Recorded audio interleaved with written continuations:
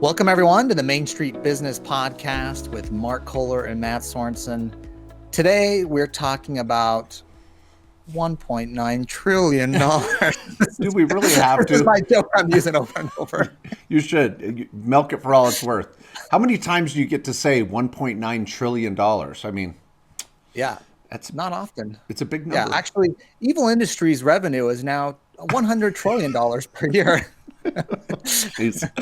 Oh, yes. So maybe you're going to get a piece of this money or you're just going to be paying it back for the rest of your lifetime.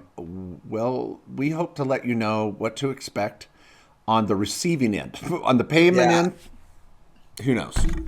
Yeah. Now, if you're new to this podcast, this is a tax and legal podcast talking about building wealth, saving taxes, protecting your assets, growing your retirement, all that stuff. Just pretty much how to live the American dream. And how to get free money from the government.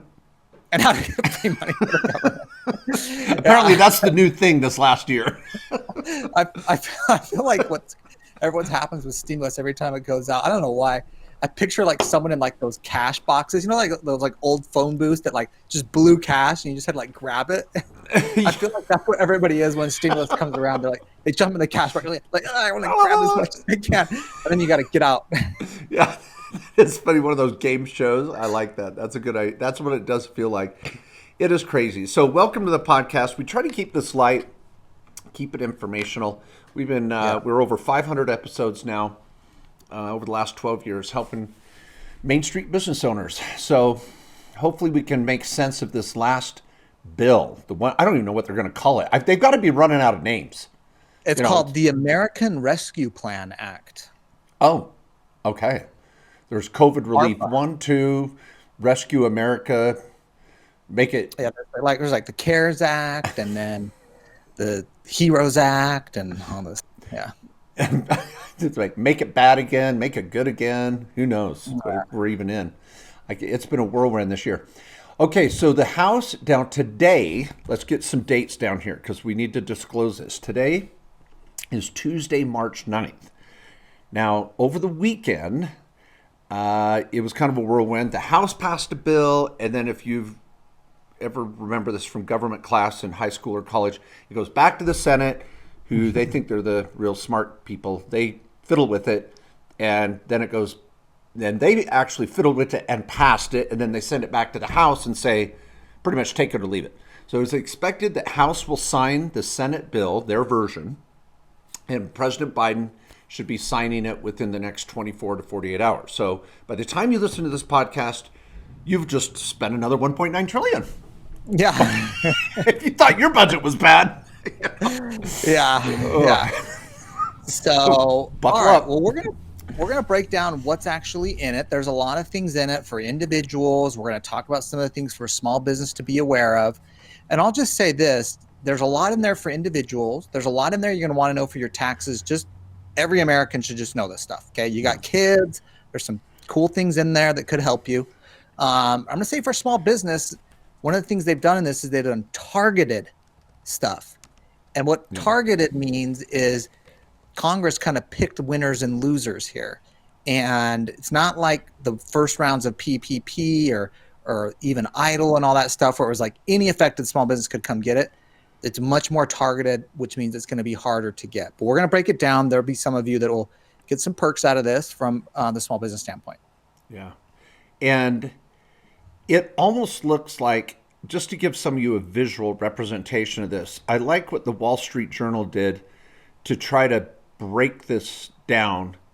Is they build it like a little house. Like if you've ever seen house plans that a contractor will roll out on a table that are, 3 feet wide and 2 feet, 5 feet long, whatever.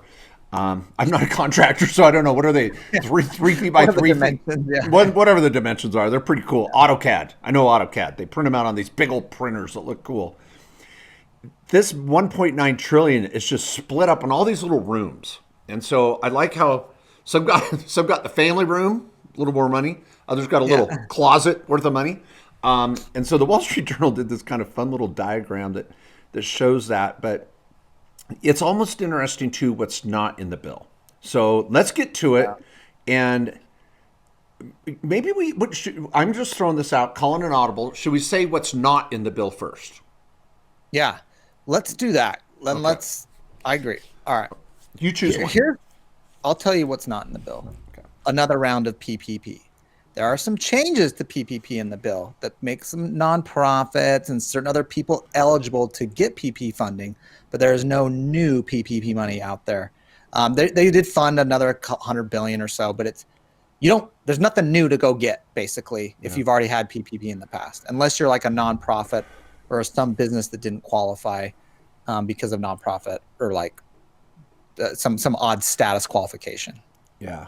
And now we could take the rest of the show talking about PPP because in the last 8 days, I think it even may be 7 days, the SBA released a 55-page detailed summary with methods to get PPP, and it's now based on your gross revenue as a sole proprietor, not your net income. And there's all these new twists to the PPP. We will reserve that for another podcast to really dive deeper into the PPP options. But let me say this, you have until March 31st to apply. So we've got, like I said, we're here today with plenty of time in the rest of the month. March 9th, we've got 3 weeks left. We promise to hold another podcast dedicated to PPP because there's a lot of sole proprietors that weren't able to get much because they just had a business with a break even or a loss, and that's how a lot of little small sole props go. So there's no new money in this bill for it, but there's been a lot of legislation in the last week and a half. And if you've been wondering, yes, Matt and I have no life, or our sleep is scattered in between reading legislation from the SBA or Congress. It's no fun. But we do it for you. We do it for you. Yeah. That's how I fell asleep last night. So yeah. I'm saving an Ambien or something. I don't have to get a prescription.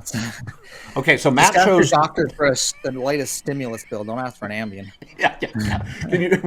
Here's our prescription. No Ambien. Here's a copy of the stimulus bill. Knock yourself out. That's kind of the holistic approach. Yeah, that's right. For the holistic doctor they're recommending now. Not very environmentally friendly. And here's a ream of paper. You only need to read one page, but I'll just give you the whole ream. Yeah, just get the electronic version. Yeah. Okay, now here's something else. Okay, you said PPP. There is nothing in here regarding the new minimum wage. So there's been a lot in the news of this $15 minimum wage hike that's supposed to be nationwide, federally imposed. Lots of debate and concerns over that. Nothing in this bill. So that's a bill for another day. Yep. Yeah, the Senate stripped that out, and the House is expected to proceed with it, like we said today, without it. Here's one other one not in there. Student loan forgiveness. Student debt. Ooh, that one's got me fired up. That was one that's been pretty controversial. I think like our generation is like kind of bent about that because we all had to pay our student loans back, or maybe some of us still are. And now the next generation's like, wait, we vote, so don't make us pay our student loans back. But that did not make it into the bill. Yeah. So, and I think those are the biggies. So there's no ERC, that's employee retention tax credit money. There's no real new money on that, just lots of clarification over the last few weeks. It's crazy. But no new money there, no new real PPP money. There is some, I guess we can get into the EIDL grant here in a minute, but nothing else really big in here that's been in the news that. Do you want to just clear that off the table now? Let's just say what is in there for small business, and then we'll hit all the individual stuff. Okay, let's do it. Okay, so what's in there for business, Matt? You know better. You were able to read this before you fell asleep last night. So now I don't want to sound, partisan in any way. I mean, I hate both parties. So, political parties. Just hate everybody. Which one do I hate more at any given time? But what they did for small business and, from the Democratic, how they think is they wanted to target it to affected businesses. So the number one thing that's new in here for small business is targeted EIDL advances. Okay. And now there's kind of been versions of this in the last bill, these targeted EIDL advances. Now they are prioritizing who gets these targeted idle advances. This is money that does not need to get repaid. What they put in this new bill is if you had a 50% decrease in revenue, and you got to look at an 8-week period in 2021 versus pre-pandemic, or even 2020 versus pre-pandemic in 2019. Take an 8-week period. If you had a 50% or more change in revenue, and do you have 10 employees or less? And are you in a low income community? Is your business in a low income community? If you meet those, you're prioritized first to get the original 10,000 that was authorized already under prior bills, plus an additional 5 to a total of 15. Now, that's an idle advance grant that you do not pay back. That is the first 14 days after the bill becomes law. The next 14 days are the same qualifications: 10 employees or less, low income, be in a low income community, and have a 30% or more decrease in revenue from pre-pandemic 2019, an 8-week period versus something in 2020 or 2021. So this is very targeted because you have to have a significant decrease in revenue in either of these, and you have to be in a low income community. And so now there's a lot of been controversy on this because, well, what if I'm a business that's been affected by these revenue numbers? What does it matter if I'm in middle income, upper income? I mean, I'm a business serving whatever community I'm in, but the approach here is to target this money to, for better or worse, to businesses that are operating in low income communities. Okay. Thank you, Matt. Also, I'll say that there are more grant money that was specifically allocated for restaurants. So let me say this. If you're in the restaurant industry, you own a restaurant, an event venue business where you're the business dependent on events occurring, those have specific grant programs and money available, and you'll want to get a consultation on those. So there are specific industry specific now dollars available in this new bill. Yeah, and I think restaurant owners with their different associations and a lot of them with their networks, with their franchise groups, it's been a whirlwind for restaurants. I can't, the strain and stress of the ups and downs of partial closures of dining rooms and how to handle all these different benefits. On the restaurants, it's up to 10 million, by the way, per eligible business. That's crazy. Yeah, that's crazy. Okay, so there we go. So we talked about what's not in the bill. First one was the small business, and Matt said he was going to research that part. I'd like to jump over to this stimulus check. A lot of people are wondering where it's at. Now, they've reduced the They've reduced the threshold of those that qualify to the point that 12 million fewer adults will get a stimulus check. So here's where it's at. If you're single, the check is $1,400. So let's do good news first. $1,400 checks should be going, or auto deposits should be going out by the end of the month. And the government has until the end of the year to get the money out. People that are in weird situations or haven't filed, they've got to get in line and get their money through some method or another. But the majority of everybody's going to see their money within the next 6 to 8 weeks, just like they did before, either in the mail or automatically deposited to their bank account. The threshold of when it phases out is between $75,000 and $80,000 of annual income if you're single. So once it kind of phases out, but up until 75 grand, you get the whole $1,400. If you are head of household, it's $112,500 and phases out at $120,000. And if you're married, filing joint, it's $150,000. The phase out begins, and you completely are phased out at $160,000. Now, those are pretty high numbers. I mean, that's middle income America or less. Everybody, all those folks should be getting $1,400 checks. And notable change is that dependents of all ages stand to be eligible for the payments. So previous checks have only included those under age 17. So you may have dependents on your tax return that qualify as a dependent because they're going to college and you're providing X dollars of their support, or maybe you're taking care of your mom in the household. Now, if you just want to go through a brain teaser, go Google who is a dependent. That's like a whole week or two in accounting school. But if you do have a dependent on your tax return that's over age 17, they may even get the $1,400 as well. So lots of money could be going out to help people make ends meet.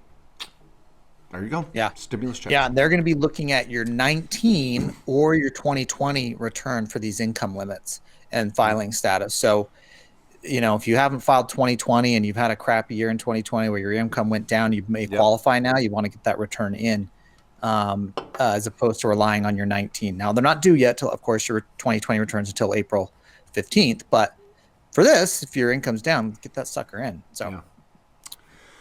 Okay. Your choice. All right. Okay. Spin the wheel. Spin the wheel. Let's talk about unemployment. Okay. All right. Okay. So unemployment, we have had different variations of this where the federal government has been adding on an additional unemployment benefit to whatever state unemployment you may already qualify for. So right now you're going to get a $300 federal increase on unemployment that goes on top of what you already qualify for your state unemployment. Now, this is going to run through September of this year. So this is the federal kicker, or for lack of a better word, that was going for unemployment was going to expire here on March 14th. So this is going to extend it out all the way, I believe, until September. Now, those on unemployment already, you're going to likely already get this. Those who unfortunately may have to opt into it. Keep in mind, this goes on top of the weekly state amount you're going to get. So you're going to add on another $300 from the federal government. That used to be $400, by the way, that Biden was proposing, but at the end of the day, it settled in at $300. But this is per week, so $1,200 a month, or $300 a week that'll be added on to your unemployment. Okay. I like it. And by the way, there's also a provision in here that the first $10,200 of unemployment benefits is not taxable income for 2020, which is nice. Yeah. Now, I'm going to tackle the new child tax credit. Now, this one's tricky. I hope everybody will be a little patient here. Now, again, I'm going to tell you what the credit is, and then I'll tell you when it phases out, based on your income level, single, head of household, or joint. So what the government has said is, now this is an advance credit, so let me make that distinction first. This is a credit based on your 2021 tax return. So if you're looking for extra tax deduction, it's March. See, 9-month gestation period. You could be in the money by December 31st. What do you think? You could conceive a child and give birth by December 31st. $3,000. Yeah. That could be busy. Get busy. So this is a little bit of tax planning here. Okay. Now here it is. It's actually $3,000 per child, ages 6 to 17. And $3,600 for children under age 6 for the tax year 2021. So sorry, I already jumped to planning. I was thinking, okay, for any of you that are thinking of having children, $3,600. This is up because it's usually $2,000. So this is a $1,000 increase for 6 to 17, and $1,600 for those of you lucky enough to be chasing around those, younger kids, 5 or less. Yeah. And if your income is too high, you can still be eligible for the $2,000 deal. But this is okay, so here's your income level. If it phases out if you're single, making less than $75,000, or married filing joint, making less than $150,000. From there, the credit would be reduced by $50 for every additional $1,000 of adjusted gross income earned. And this is where it gets a little tricky. So I'll let you guys read up on that. I don't want to put anybody into a brain aneurysm here, driving down the road or on a treadmill and be liable for someone's death. So I'll just say this. You can start doing the math between $75,000 and $95,000 if you're single, of adjusted gross income, or 150,000 or 170,000 if you're married filing joint.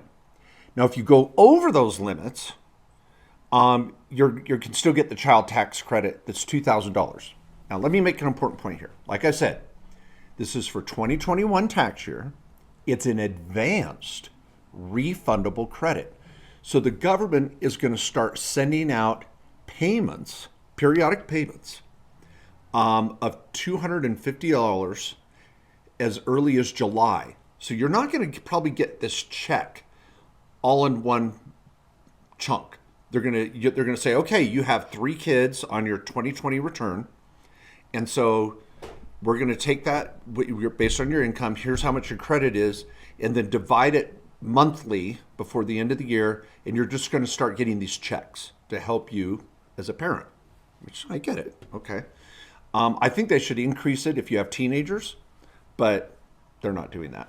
I don't know why. I don't know why when they're under 6, you get more money. You deserve more when you're 16. Are you kidding? A 6-year-old? That's right. So much easier than a 16-year-old. Are you kidding me? Okay. Okay. I know Anyway, all the food on my, me and my teenage brothers, all the food my mom had to buy versus like, food like a 2-year-old eats. Yeah. And I had twin daughters that are 16. Oh, I mean, all the therapy I was in, but no, I'm just joking. My daughter may listen to the show. I love her, but they even admit that they were, teenage girls can be a handful. Okay, now here's the thing. If you have a child during the year and you don't get the credit, you'll still get this credit on your tax return when you file. So it's an advance credit for those that are already in the system, with kids in the system, and the government can see that. There is not a method right now to apply, as far as I've been able to determine, for the enhanced advance credit. You'll just have to wait to get it on your tax return. So don't stress, you'll get it. And there'll probably be more developments on this, obviously, as they implement it. And we'll keep you posted here. Anything you'd add to on that one, Matt? No, that's pretty cool. But that's just for 2021. That's just happening right now, right? This is that's not a permanent increase in the child tax credit. That's a temporary measure for this year. Yeah. All right, there's a couple other little nuggets here in the bill that might be of interest to people. One is if you lost a job during the pandemic, there's now funding where you can stay on the COBRA. So that's when you have a job with an employer that provides health insurance and you leave. Usually what they say is, all right, well, you can stay on your employer's health insurance, but you got to pay the full freight now. You don't get the company's subsidy. You're just going to stay on the company plan, but you got to pay the full cost of the health insurance. What in the bill now, though, is you can have your insurance premiums paid 100% by the government for COBRA through September. So those of you that may have lost insurance, lost a job, that's a nice little pickup because health insurance can be very, very expensive. Now, I am remiss here, and I feel bad for those that have maybe left the podcast after they heard about the lack of new business benefits. We forgot about this one. And this is one that Matt is very familiar with. He has been able to qualify for this indirectly, and that is the rental assistance.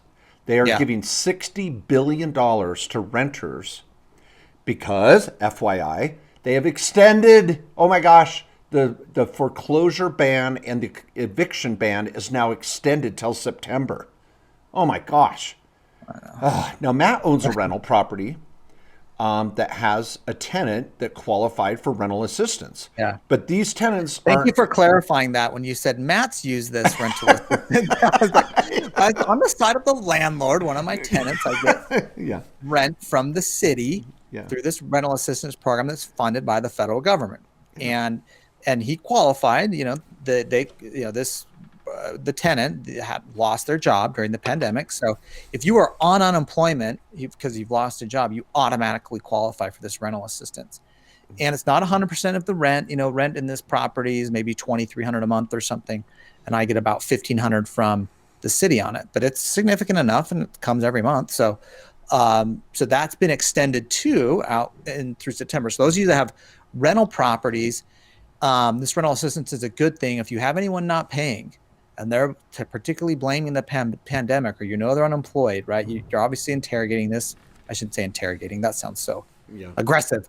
You're inquiring with your tenants as Yeah. to why they can't pay, and make sure they know about this, because a lot of them, they're like, well, you can't evict me. Yeah, but this money's ticking on here. Like, at the end of the day, I'm going to evict you and I'm going to pursue a judgment against you. So you need to pay this. Yeah. And to help them help you by getting rental assistance. Oh, I love it. A Jerry Maguire quote came out of nowhere there. Guys, Yeah. you're amazing. I got Austin Powers, Jerry Maguire. Yeah, you've definitely dominated Good day. today. Yeah. I want to just say it from a different perspective. We've talked to a lot of landlords and on some real estate shows and podcasts, and we speak to a lot of real estate groups, and they really have felt through this whole pandemic they've been left out in the cold because they have not been classified as a traditional business.